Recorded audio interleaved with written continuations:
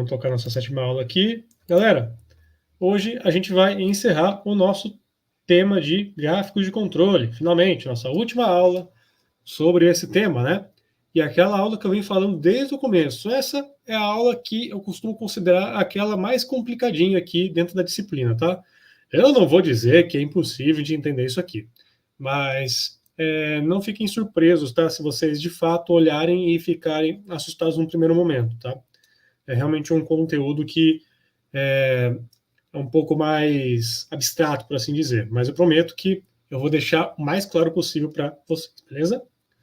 Pessoal, então nossa sétima aula, gráficos de soma cumulativa e de média móvel exponencialmente ponderada. Pessoal, eu vou dizer que esse título dessa unidade aqui, eu meio que me arrependo dele, tá? Porque depois eu pensei que poderia ter um outro título mais curto para colocar nessa unidade ali no material. E eu já vou chegar no slide que tem esse título, beleza? Mas então vamos lá, falando aqui brevemente, introduzindo nosso conteúdo. Gente, vamos pensar numa linha de produção contínua. Numa empresa, ali numa indústria que está ali, aquela esteira de produção, com vários e vários itens em seguida, seguindo ali em sequência. Pessoal, nessa linha de produção que é contínua, por acaso vai existir interferência entre uma unidade e outra? Isso é, a sua primeira unidade que você produzir, ela pode impactar a qualidade da segunda unidade?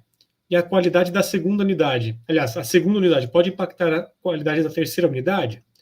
A primeira pode impactar a terceira também? Então, pessoal, tem todo uma discussão que a gente pode trazer sobre esse assunto. E eu vou dizer que, na teoria, o que a gente tem tratado até agora, principalmente, cada resultado é perfeito e as amostras são independentes, ou seja, a primeira unidade que é produzida não impacta a segunda não impacta a terceira, e assim por diante. Cada item é o seu. Isso na teoria, falando de um mundo perfeito, cor-de-rosa, com unicórnios voadores.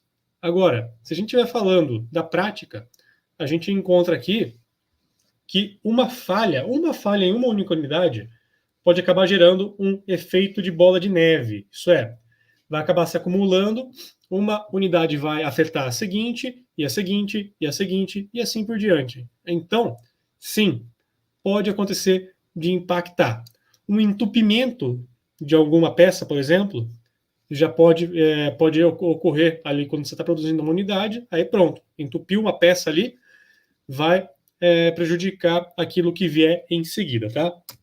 Então, a gente tem que sempre entender, sempre tentar analisar o máximo possível, de forma mais precisa, a influência que o impacto de uma unidade tem sobre a outra. E é a partir daqui que a gente vai entrar na nossa última categoria dos gráficos de controle, que são aqueles que vão ajudar a gente a entender a influência de uma unidade sobre a outra, de uma amostra sobre a outra. Que é o título que eu pensei um pouco, que é o título que eu gostaria de ter dado para essa unidade do livro, Gráficos Ponderados pelo Tempo, tá? Porque isso aqui sim resume os 3 gráficos que a gente vai tratar hoje, tá? São gráficos em que a gente vai considerar o efeito que uma amostra, um item, uma unidade, vai ter sobre a outra. Ou seja, a gente vai conseguir entender o quanto uma unidade vai impactando a seguinte. E nós temos aqui 3 modalidades que serão tratadas hoje. O XAM, o CUSUM, que é o gráfico de soma cumulativa, em inglês Cumulative Sum, né? E o MAP, né? O MAP, que é a média móvel exponencialmente ponderada. Eu costumo chamar de MAP, tá? Então, a gente vai tratar aqui desses 3 gráficos hoje. E a gente vai começar por aquele que é o mais tranquilo de entender entre os 3, tá? Você vai ver que tem uma estrutura muito parecida com o que a gente fez na semana passada, do XR e do XS. Daí o CUSUM e o MAP, você vai ver que eles não têm uma estrutura tão similar quanto aquilo que a gente já vem vendo, tá?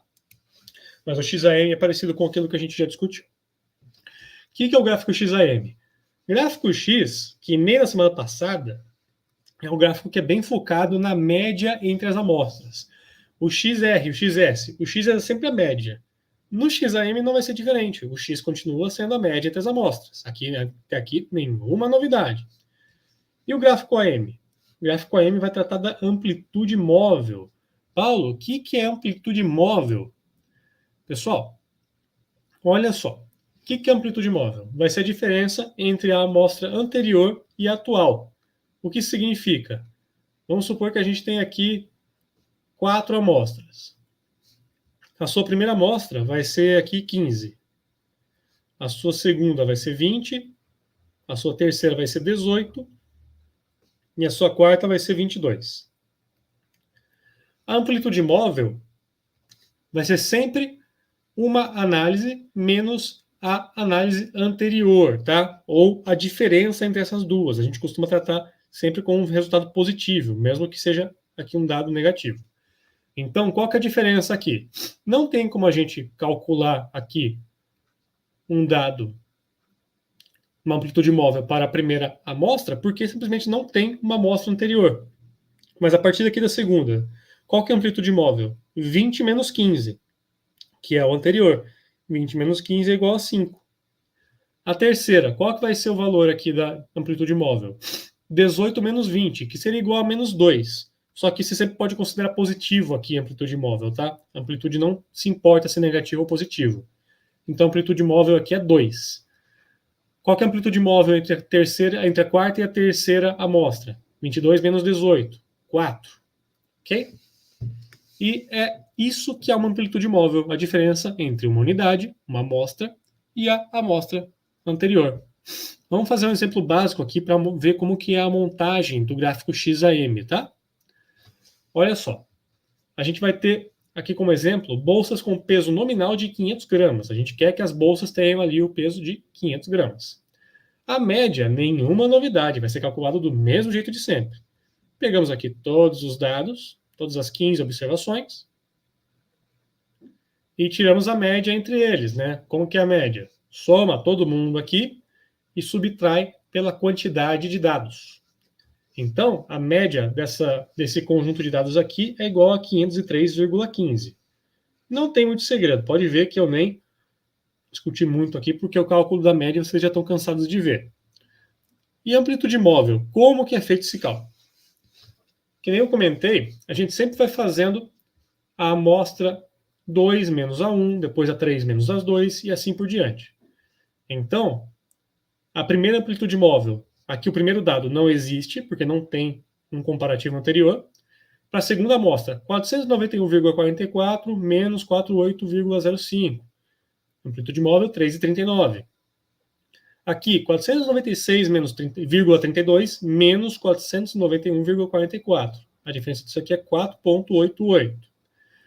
Amplitude móvel aqui entre a terceira e a quarta amostras, 482,66 menos 496,32.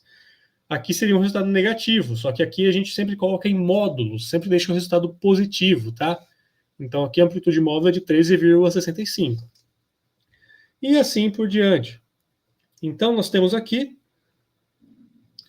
15 amostras e nós temos 14 valores de amplitude móvel. 14 porque a primeira aqui não é calculado, então esse aqui a gente não conta, tá?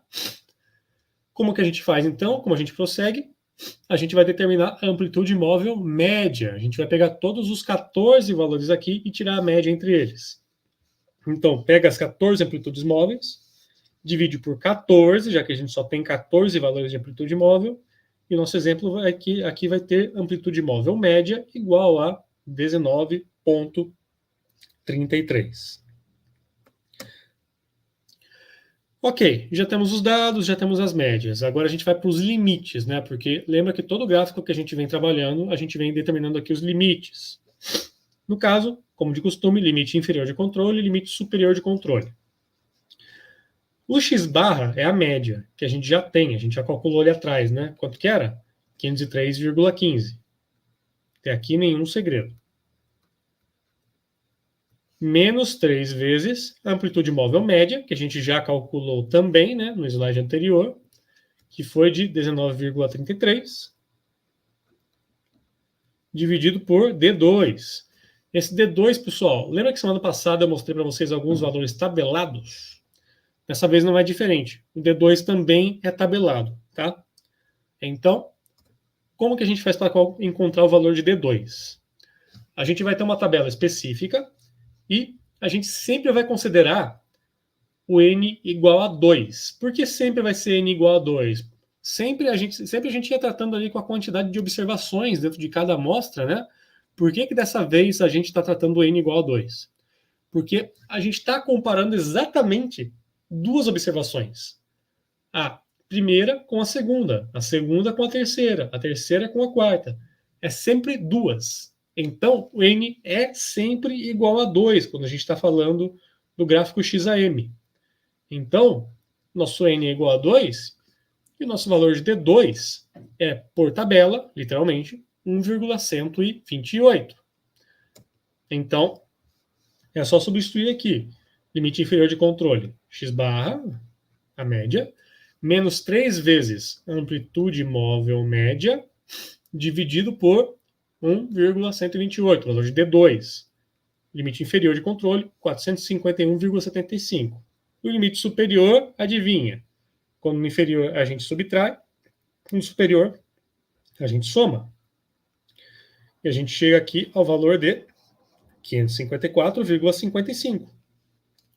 E deixando claro, pessoal, diferente do que a gente está acostumado, que a gente viu ali na semana passada, com XR e XS, no gráfico XAM, a gente não tem a amostra contendo mais de uma observação. Aqui, cada amostra é uma observação, tá? Detalhe importante aí, que é importante vocês marcarem. No XR e no XS, nós tínhamos uma determinada quantidade de observações dentro de cada amostra. No XAM, cada amostra é uma observação. Com isso, a gente tem aqui o nosso gráfico X, em que nós temos os valores das nossas médias, né? E a nossa interpretação aqui segue no mesmo esquema que a gente vinha tendo anteriormente, em que a gente vai verificar como que está o comportamento dos pontos aqui, se está concentrado abaixo ou acima, e assim por diante. Então, olha só, 4 pontos abaixo, 1 acima, 1 abaixo, 3 acima, 1 abaixo, 1 acima, 2 abaixo, 2 abaixo, 2 acima. Pessoal, está uma distribuição bem aleatória aqui e o gráfico X a gente pode considerar que está legal. Não tem aqui uma tendência de comportamento. Está tudo distribuído de maneira bem aleatória. E agora para o gráfico AM, que vai tratar da amplitude móvel. A gente vai fazer o mesmo caminho. E novamente, olha só, D3 e D4. Adivinha? Valor tabelado. Vamos ali para a tabela, então. O AM a gente já tem, né? AM é 19,33. Vamos verificar aqui, então, pessoal. Lembrando que, como a gente está comparando sempre duas observações no gráfico XAM, né? Uma amostra e a outra, ou seja, sempre uma com a outra, n igual a 2. Então, novamente, n é igual a 2. O valor de D3, então, sempre será igual a zero nesse caso. E o valor de D4 sempre será 3,267. Então, a gente já tem o valor de D3 e D4. A gente chega aqui que o limite inferior de controle para o gráfico AM é igual a zero, que é o valor de D3, vezes 19,33. Zero por qualquer coisa é igual a zero, né? Limite superior de controle, D4 vezes amplitude móvel, média. O D4 é 3,267 vezes amplitude móvel, média, 9,33. Limite superior de controle, 63,14. Então está aqui os nossos limites de controle para o gráfico AM. Pode ver que aqui ficou... nos gráficos anteriores que a gente sempre via, a gente percebia que a média ficava meio que centralizada aqui entre os limites superior e inferior. Aqui não. Aqui não aconteceu, porque, ó, por conta disso aqui, do zero, ok? Esse zero meio que desequilibra a coisa toda. Isso aqui não está errado, tá, pessoal? Isso aqui, de fato, acontece às vezes. Acaba acontecendo do limite inferior ser zero e acaba ficando não simétrico aqui o espaço entre a média e o limite inferior e a média e o limite superior. Isso não é um erro, tá? Então, aqui a gente vai ter só 14 pontos, porque o AM tem um ponto a menos. E fazendo aqui a verificação dos nossos pontos, ó, colocando todos os 14 pontos. O que a gente verifica? Nós temos 6 pontos seguidos aqui que estão crescendo de maneira contínua, 4 pontos abaixo da média, um acima, um abaixo, um acima, um abaixo. Pessoal, geralmente esse gráfico aqui seria aceito. Agora, eu chamo atenção para esse ponto aqui. Ele tem uma variação relativamente alta entre uma amostra seguida e a outra. Você concorda que a amplitude móvel é sempre a diferença entre uma amostra e a anterior? E você concorda que você ter aqui uma diferença de quase 60 gramas entre uma unidade e a outra seguidas vai chamar atenção? Então, por mais que esteja dentro do controle, talvez essa diferença aqui entre essas duas amostras seguidas chame a atenção e vale a pena ser analisada, tá? Quando a diferença entre duas amostras seguidas for muito grande, vai ter um ponto que vai estar muito alto. Isso não é bacana, tá? Então, vale a pena dar uma olhadinha assim, mesmo que não tenha fugido do controle. Isso falando da prática. Na teoria, o processo ainda é considerado como aceito. Que nem eu comentei, o gráfico AM não pode ter variações muito grandes. Não é legal que a gente tenha ali pontos muito altos dentro do gráfico. Uma única mudança entre duas unidades seguidas já vai apresentar uma mudança brusca nos dados. Foi aquilo que eu comentei. Aqui é um ponto que está dentro do controle, mas ainda assim foi uma diferença de 60 gramas entre duas unidades seguidas. Isso chama atenção. E por mais que os dados estejam controlados, é interessante que a gente tenha uma atenção especial nesse caso. Beleza? Então, pessoal, seguindo aqui, Edmilson deu boa noite aqui no chat, né? Vamos agora dar uma olhadinha aqui no gráfico de soma cumulativo, o zoom. Agora sim a gente vai entrar em um gráfico que foge um tanto daquilo que a gente está acostumado. O gráfico com zoom vai tratar do valor acumulado dos desvios da variável analisada em relação a um valor estabelecido, que geralmente é o valor nominal. O que é o valor nominal? O valor que está na embalagem. Então, na latinha de refrigerante está ali 350 ml. No pacote de biscoito está escrito ali 100 gramas. Esse é o valor nominal. E, claro, se não for o valor nominal, também pode acontecer de pegar um valor determinado com base na média de várias e várias e várias amostras, tá? A gente vai chamar de valor alvo, então, ok? Então, não vamos chamar de valor nominal nesse caso, a gente vai chamar de valor alvo, aquilo que a gente quer atingir. O gráfico de soma cumulativa vai considerar a variação dessas observações em relação a uma margem de aceitação previamente definida. Então, por exemplo, se a gente tiver um valor alvo de 500 gramas, a gente vai estabelecer uma variação aceitável de 1% para mais ou para menos, ou seja, 5 gramas para mais ou para menos. Então, nosso valor mínimo aqui é 495, nosso valor máximo é 505. O nosso comparativo vai ser feito com relação a esses dois valores aqui, tá? Nesse caso. Então, se a gente tiver um dado igual a 497, ele está dentro aqui dessa faixa. Então, beleza. Está uma variação aceitável. Agora, e se a gente tiver um dado igual a 508? Aí vai ter extrapolado o limite superior aceitável aqui nesse caso. Ok? Então, aí sim, esse ponto vai contabilizar no gráfico. Quando um dado que está aqui dentro dessa faixa, entre 495 e 505, por exemplo, esse ponto ele não impacta de maneira significativa o seu gráfico de soma cumulativa. E eu vou mostrar para vocês aqui como que é a montagem de um gráfico passo a passo, e vocês vão ver que ele tem uma ideia um tanto diferente daquilo que a gente já tem visto, tá? Vamos pegar um caso aqui em que a gente tem consoles de videogame com peso de 2 kg, tá? Então temos aqui os consoles, temos 25 amostras, cada amostra sendo composta por uma única observação, beleza? No gráfico com zoom a gente costuma tratar só uma observação por amostra. E aqui nós temos os valores, né? O peso de cada um dos consoles que a gente pegou. 1,859, 2,056, 2,146, 2,205, 1,866 e assim por diante. Temos aqui 25 amostras. A gente vai ter os dados e a gente vai determinar também o valor de K. Paulo, o que é o valor de K? K é igual a delta, isso aqui é um delta, tá, pessoal? Delta sobre 2. E o que é esse delta, então, Paulo, se você não vai falar que é o K? O delta vai ser a variação máxima aceitável em relação ao seu valor alvo. Naquele caso do videogame, que a gente vai dar de exemplo aqui, 2 quilogramas. Então, a gente vai considerar que o delta é igual a 0,1.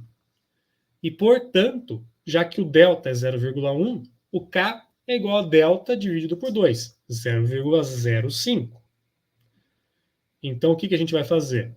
A gente vai determinar os limites, fazendo 2, que é o nosso valor-alvo, menos 0,05, que é igual a 1,950. Deixa eu deixar mais bonitinho esse zero aqui. E o superior, 2 mais 0,05, que é igual a 2,050. Esses são os limites com os quais a gente vai trabalhar no nosso gráfico. E, como eu comentei, valores que estejam dentro dos limites, ou seja, dentro dessas faixas, dentro dessa faixa aqui, entre um e outro, não vão gerar acúmulo no gráfico. Como que a gente vai determinar os valores que vão no gráfico? Os dados que nós temos propriamente ditos ali, que estão tabelados, não são eles que são apresentados no gráfico. O que é apresentado no gráfico é a diferença desses dados em relação aos limites que a gente estabeleceu ali, de 1,95 ou 2,05. Você já vai entender. Ó. Você vai fazer dois cálculos aqui dentro de cada de cada uma das amostras. Você vai calcular o C mais e o C menos. Só que uma dica que eu dou é que você não precisa calcular os dois dados sempre. Quando a informação que você tiver, o dado que você tiver, for maior do que o seu valor nominal, maior do que o seu valor alvo, então o seu C menos é obrigatoriamente igual a zero.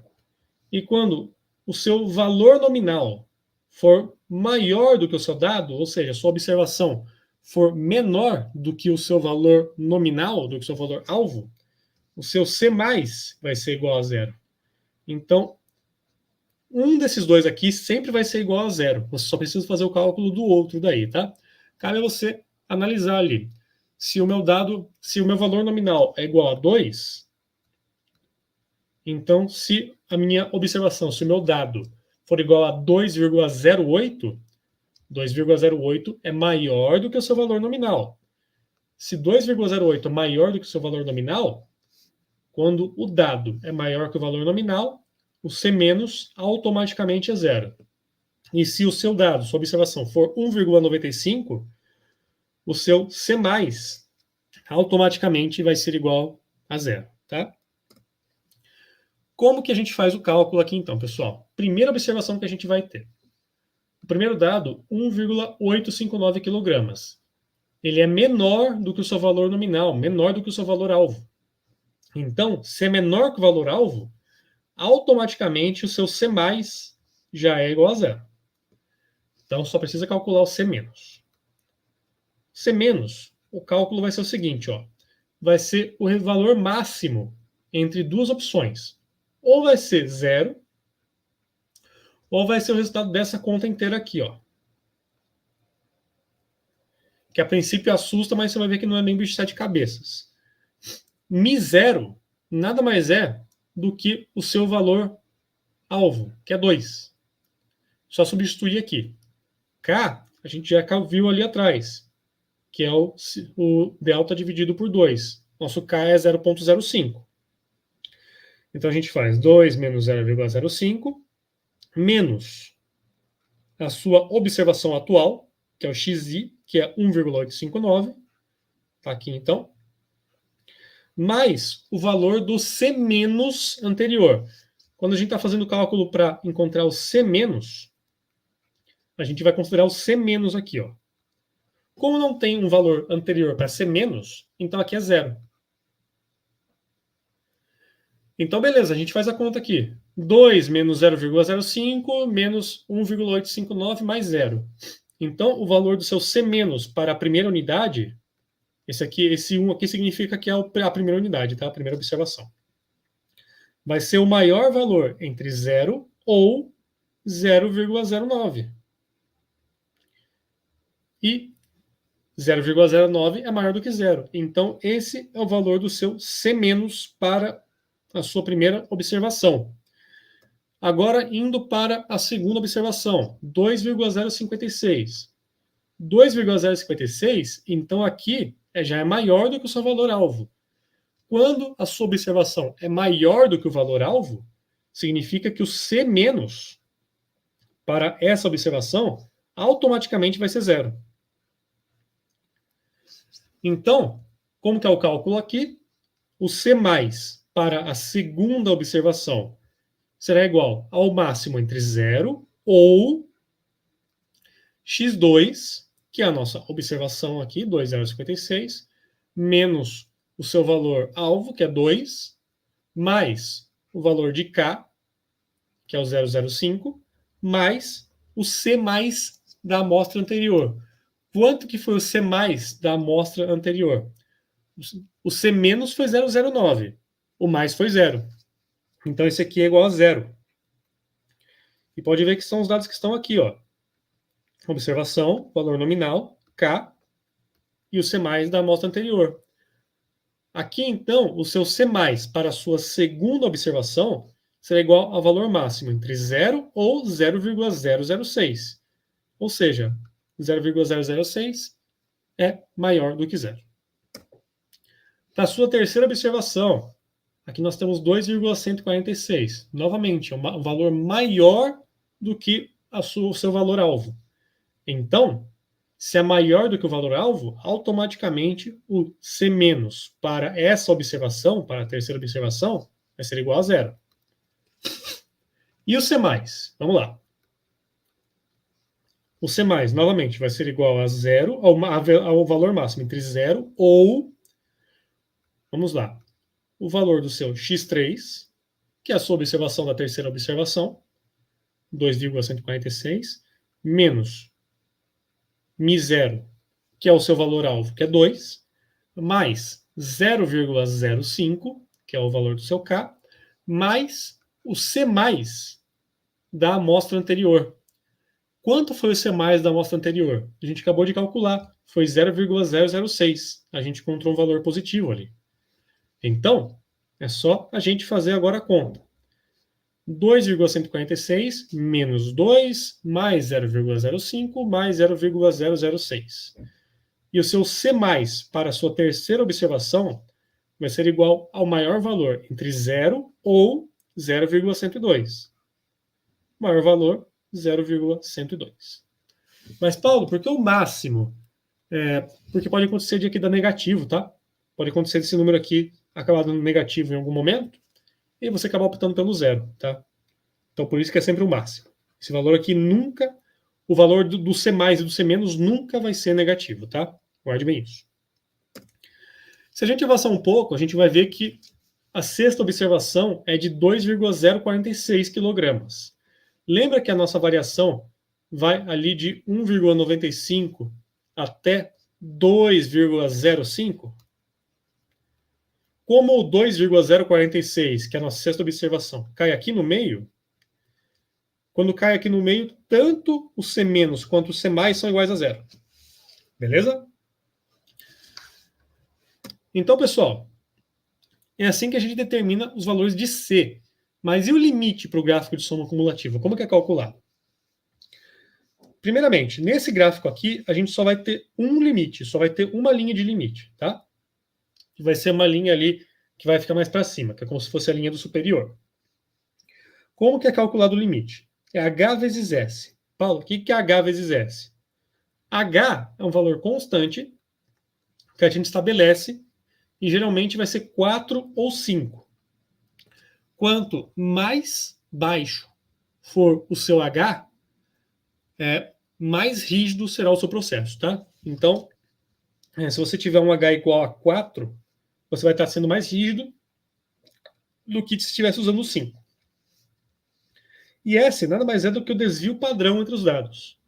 Então, lembra que a gente falou do desvio padrão ali em algumas aulas? Se a gente pega todas as observações, as 25 observações que nós temos ali na nossa tabela, a gente encontra que o desvio padrão é isso aqui, 0,1438. E o seu limite vai ser 4 vezes isso, que é 0,5751. Ok? E essa aqui acaba sendo a estrutura do gráfico. Aqui, ó, a linha laranja é sempre o C-, a linha azul é sempre o C+, e a linha cinza aqui é o seu limite, tá? Que a gente acabou de calcular. Então, aqui, ó, é o C- da primeira observação, C-1, né? Que a gente contou ali que era de 0,09. E o seu C+, para a primeira observação, foi 0, lembra? Chegando agora na segunda observação. Na segunda observação, o seu C- foi zerado. E o seu C+, foi de 0,006, foi um valor bem baixo. Para a terceira observação, nosso C+, já foi para 0,102, alguma coisa assim, né? Aumentou um pouquinho aqui, passou essa faixa, mas o seu C- continuou aqui embaixo, continuou igual a 0. E assim por diante. Sempre vai ter um dos dados, C- ou C+, que vai acabar zerando, tá bom? Isso é muito comum de acontecer, de você ter ali um alto e um no zero. E pode acontecer também de você ter os dois no zero, tá? Pode ver aqui no ponto 6, por exemplo, ó, os dois estão no zero. Que nem eu comentei ali atrás. Os dois, o dado estava dentro do limite ali, estava entre o limite inferior e superior que a gente determinou, né? Entre 1,95 e 2,05. Então aqui, tanto C- quanto C+ estão no zero. Ok? Então, pessoal, aqui a gente, nesse caso, percebe que não teve, não extrapolou o limite. Esse ponto aqui chegou bem perto, então talvez mereça aqui uma atenção, porque houve um acúmulo muito grande que veio crescendo aqui a nossa linha, né? A gente teve uma quantidade seguida de dados que estavam acima da média, acima do seu valor estabelecido, e eles foram se acumulando, por isso que é soma acumulativa. Foi considerando a amostra anterior. Então, vai somando o C+, de todas as amostras seguidas que vão sendo acima do valor esperado, acima de 2,05, tá? Então, quando chega muito perto aqui, extrapola, isso chama atenção, tá? Essa é a estrutura do nosso gráfico de soma cumulativa. Diferente, né? Foge bastante ali daquilo que a gente está acostumado.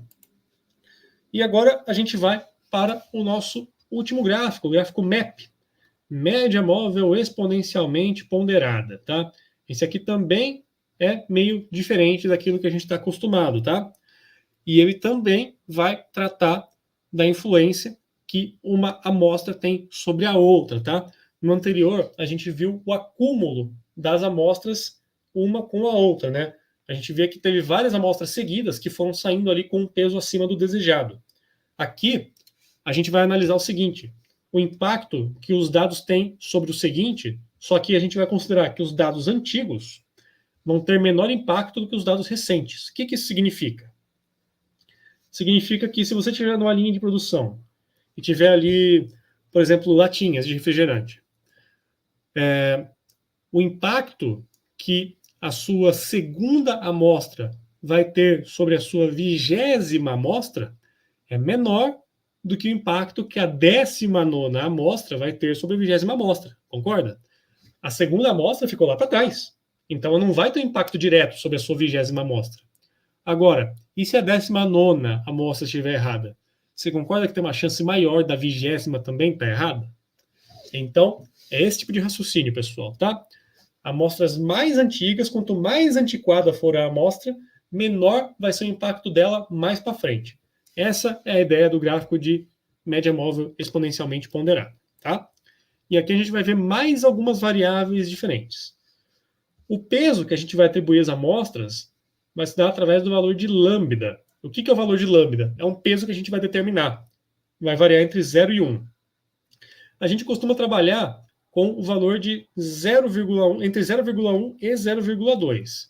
Quanto menor for o seu lambda, mais precisa vai ser a detecção das mudanças. O que isso significa?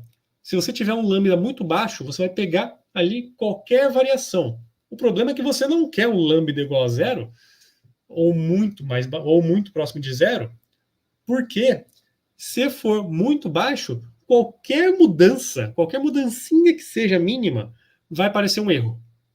E a gente não quer isso. A gente aceita que exista ali uma variabilidade em relação aos nossos dados. Então, a gente costuma trabalhar com uma margem ali, o lambda, entre 0,1 e 0,2. Isso aqui costuma ser bem aceito na prática, tá? Mas nunca o lambda igual a zero. Se for lambda igual a zero, vai mudar um fio de cabelo ali e mesmo assim você já vai captar a diferença. Isso não é legal, tá? Como que a gente faz a montagem do nosso gráfico MAP? Pois bem, primeiramente a gente vai determinar nosso valor alvo, que a gente vai chamar de Z0, que pode ser o valor nominal, tá? A gente costuma trabalhar com o valor nominal nesses casos. E, novamente, assim como a gente fez no gráfico de soma cumulativa ali atrás, o ponto que vai ser representado ali no gráfico MAP não vai ser o dado em si. A gente vai fazer uma normalização dos dados que estão tabelados para o gráfico MAP. E você já vai entender como que é feita essa normalização. É com base nessa continha aqui. Você vai calcular o valor de Z para cada um dos seus dados ali da sua tabela, tá? Como que você faz o cálculo de Z? Esse I aqui nada mais é do que o número da amostra, tá? Então, se for a amostra 1, é o Z1. A amostra 2, Z2, e assim por diante, tá? O valor de Z para cada amostra é igual ao lambda, que eu já falei para vocês, né? Que vai ser um valor que você vai definir, geralmente, entre 0,1 e 0,2, multiplicado pelo valor de xi. Esse valor de x é o valor que está ali no seu dado, o dado que você coletou, tá? Então, se você foi lá e pesou sua latinha e estava pesando 250 gramas, seu x é igual a 250. Isso aqui não tem erro, não. Mais 1 menos o valor de lambda, que eu já falei para vocês, né? Entre 0,1 e 0,2 normalmente, multiplicado pelo valor de z da amostra anterior, tá? Então, se aqui a gente está falando do Z1, aqui vai ser o Z0. Aqui a gente vai falando do Z2, aqui vai ser o Z1, e assim por diante. E como que vai ser determinado o limite? Esse é o único tipo de gráfico que a gente vai conversar que o limite, os limites de controle não são constantes, não seguem uma reta. Vocês vão ver que eles vão fazendo uma curva, eles vão se estabilizando com o tempo. Mas no começo a curva é bem clara. Quanto mais amostras você tiver, mais estáveis vão ficar o valor mais para frente, tá? Então vai começar bem tortinho ali o seu limite e depois você vai ver que vai virar uma reta quase. E, claro, no começo, como é uma variação bem grande ali o limite, né, vai gerar uma curva, não é tão problemático você extrapolar o limite. Agora, se você tiver mais para frente e você tiver um limite já estabelecido, já estabilizado ali, né, então aí sim fica meio complicado se você ultrapassar esse limite, tá? Você já vai ver como é que é a estrutura. Como que a gente vai trabalhar aqui? A gente vai ter potes com ervas de chá com peso nominal de 300 gramas e o nosso lambda vai ser igual a 0,15. Então, está aqui as nossas amostras. A gente tem aqui 15 amostras. Tá? E o que a gente vai fazer? A gente já tem os dados, vamos determinar o valor de Z para cada uma das amostras. O nosso primeiro Z, Z1, vai ser igual ao lambda, que é 0,15, multiplicado pelo valor de x, que nada mais é do que a nossa primeira amostra, 281,3, né? Quem está aqui. Mais 1 menos 0,15, esse 1 é da equação e o 0,15 é o lambda, multiplicado por Z0. Z0 é o valor nominal, tá? O valor alvo, que é 300. Então, o nosso Z1 vai ser igual a 297,1949. Então, pode ver que deu um valor bem diferente do que a gente tinha aqui no X, né?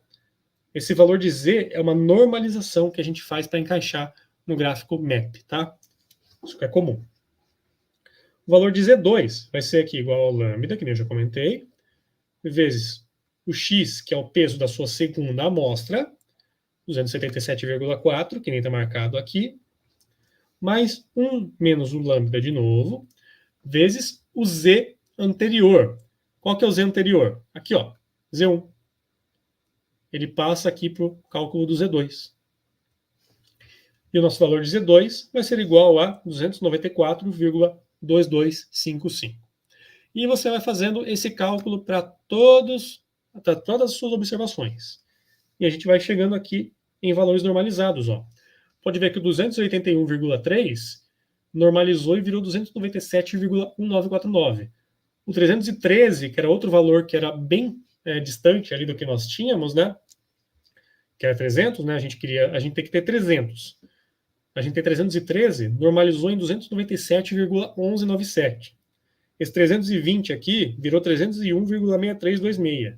Então, pode ver que vai tendo aqui sempre uma normalização, sempre vai ficando o mais próximo possível do nosso valor alvo, tá? 271 virou 294 e assim por diante.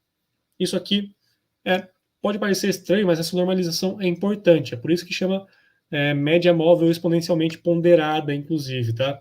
Porque você vai atribuindo um peso diferente ali para a variação que o seu gráfico, que o seu dado tem em relação ao valor alvo, tá?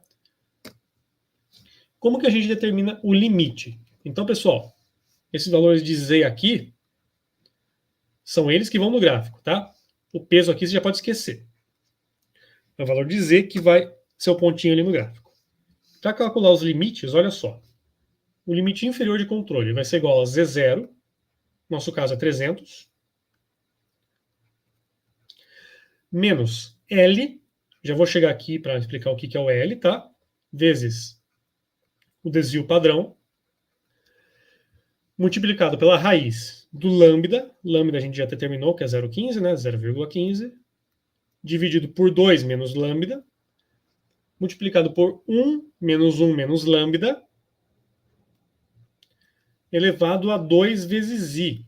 Esse i nada mais é do que o número da sua amostra, tá?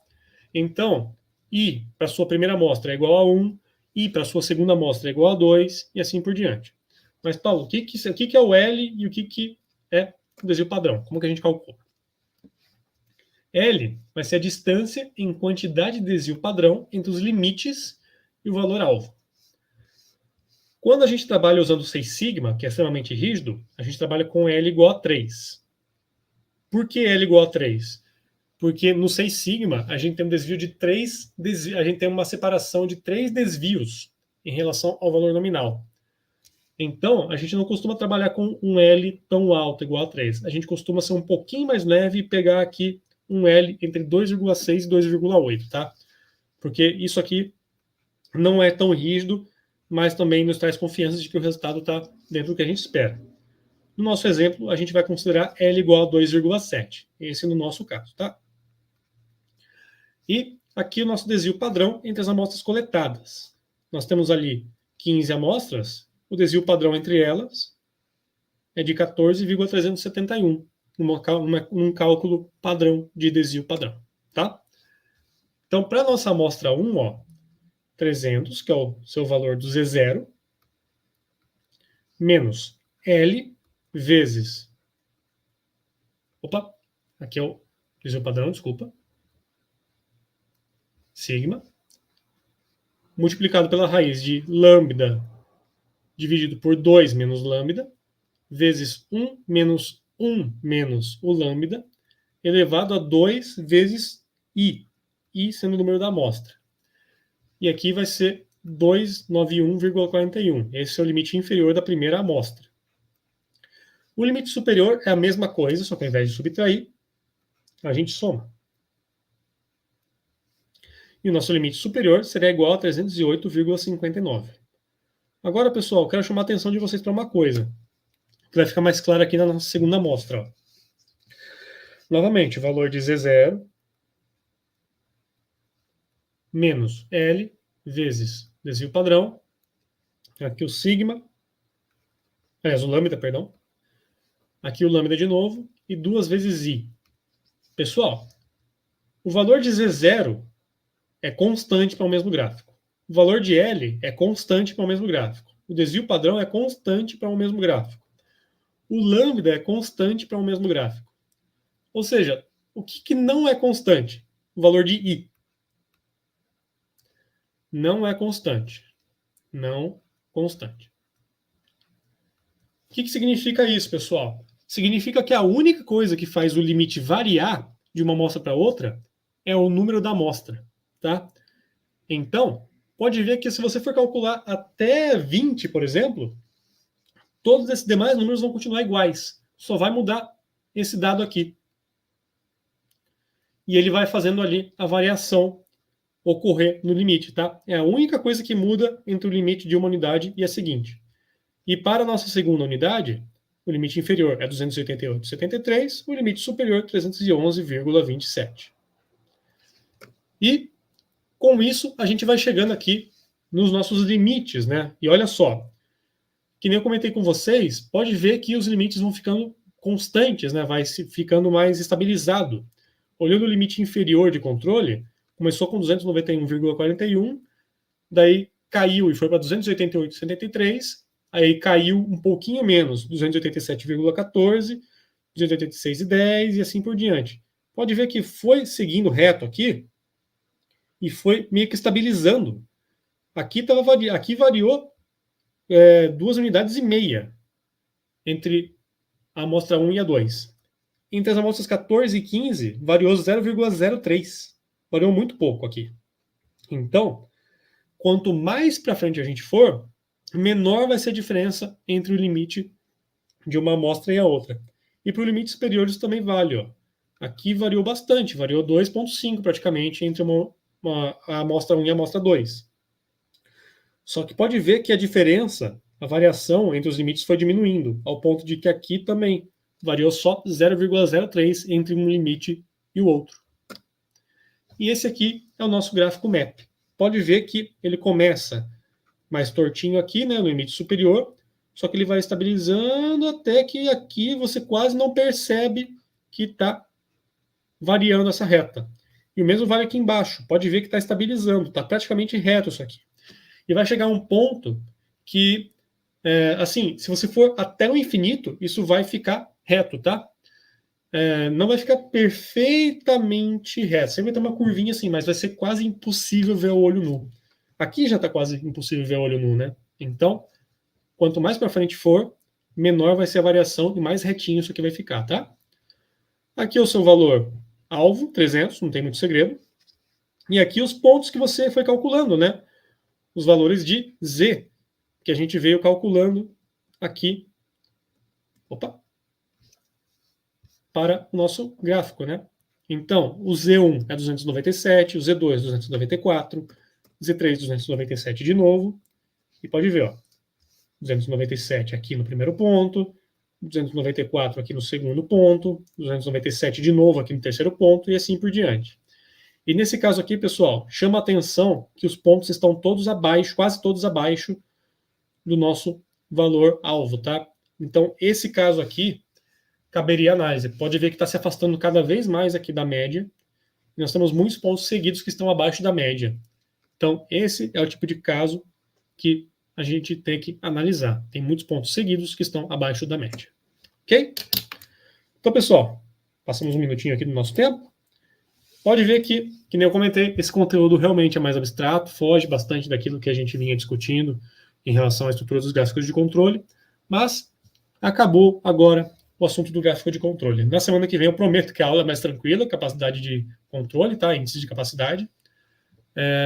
E o nosso tempo acabou aqui, pessoal. Então não esqueçam de responder aí a pesquisa sobre o que vocês querem ver no Let's Talk da semana que vem, tá? Na quarta-feira da semana que vem. Respondam ainda essa semana, no final de semana eu monto ali uma revisão bacana para vocês. Um abraço, pessoal, boa semana e até a próxima segunda-feira.